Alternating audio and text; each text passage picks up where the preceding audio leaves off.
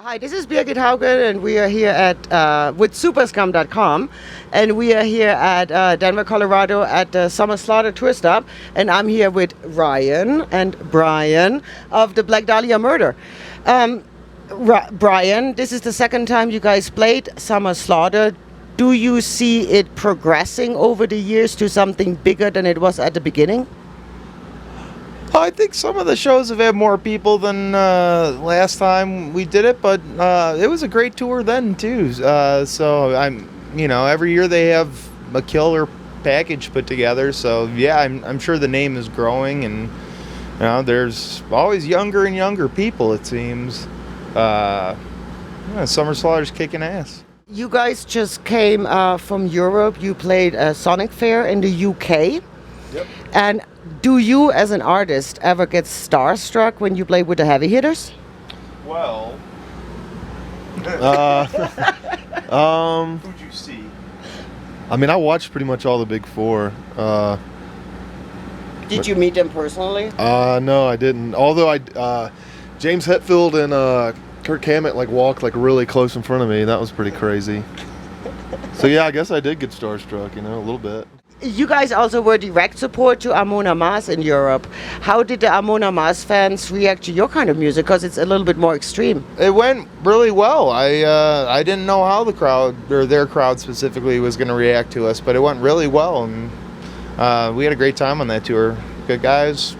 The Ritual came out in June. Mm-hmm. And it's kind of a loosely concept album because it deals with rituals. Did Trevor do all of the vocals or the lyrics himself, or did he? Yeah, he writes all the lyrics himself. I mean, we just kind of talked about a couple of his ideas that he had for stories, but mostly he's running on autopilot with all that stuff. So he didn't say, hey, what is kind of rituals that you guys are doing? No, he just started talking about, the basic idea and how each story was, tied into some sort of ritual. And,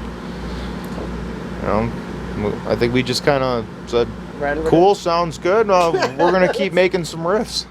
How pleased are you with the reception of the media and the fans to your new album? They seem to like it, which we're fine with. Do you know if more people download your album, pay iTunes or Amazon's, buy tracks, or do you guys even keep track of that as a band? Every once in a while they tell us, what an album scanned, how many albums have actually sold, but it's not really an accurate gauge of how many people are listening to it, which there isn't one. There's no real way of telling how many people are trading and downloading and how many torrents it's, being fed off of. Right. It is what it is. Oh. It's 2011. Do you prefer the quality of downloads compared to having a CD in your player? Which format do you, for listening purpose, like better? Well, nowadays, I pretty much just listen to files, but, you can rip, MP3s, it's just a good quality of CD, so. Either or, really, but for me, I normally listen to MP3s nowadays, For me, it's just carrying CDs around and, getting them scratched and everything. It's just... But the sound quality, is there a difference in your ears? Not in my ears, not really. Not that I can really tell, Like I said, you can rip the songs it's such a high quality nowadays. Then it doesn't... Yeah, right. It doesn't really bother, to my ears anyway. Real quick about your artwork.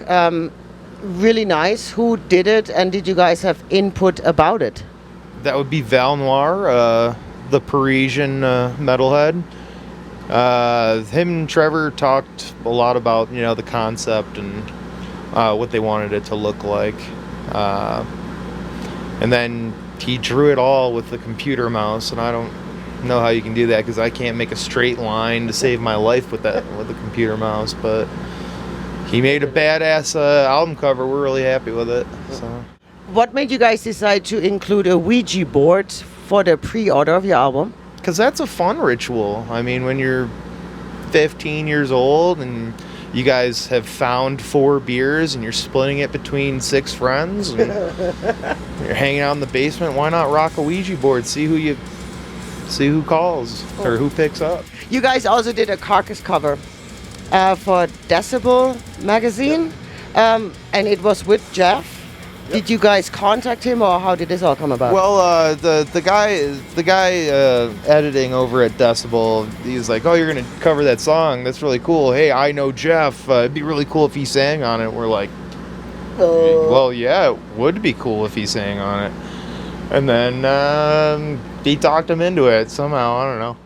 Tour stops in Denver. If you guys have time, is there something you guys like to do in Denver?